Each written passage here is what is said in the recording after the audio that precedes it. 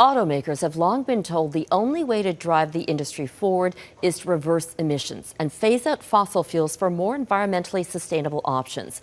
General Motors is aiming to go all electric. The company will end the production of gas and diesel-powered cars and trucks by 2035 and turn completely carbon neutral by 2040.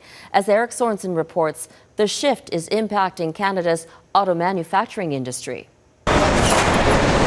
For more than 100 years, fossil fuels have been the lifeblood of the combustion engines built by General Motors. But in a world of undeniable climate change, pressure to choke off tailpipe emissions that cause greenhouse gases is turning GM green. Most of its cars will be electric vehicles by 2035. It comes on top of GM's plans to invest about $35 billion in electric and autonomous vehicles over the next 5 years.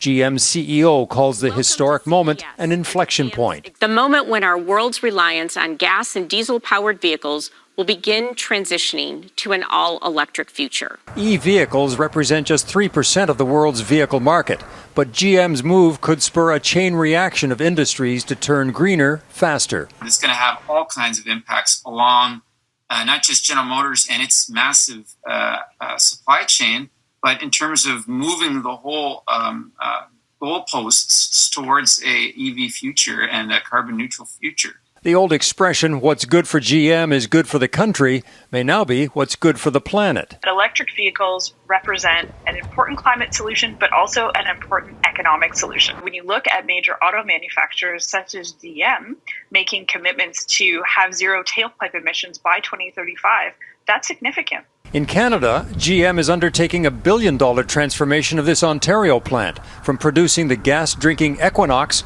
to new electric delivery vehicles for companies like FedEx. That's where the industry is heading. That's where consumers are heading. They're not there today, but they will be. And Canada also sees it as an incredible opportunity to create jobs. But among the cascading effects of GM changing gears is potentially another blow to Canada's oil and gas economy. Large fossil fuel producing provinces, the writing is on the wall, and they need to start thinking about how they're going to transition out of the oil economy. GM plans to release 30 new e-vehicles by 2025, and that still leaves room to go big in car buying. An e-powered Humvee is coming out in the next year. Eric Sorensen, Global News, Toronto.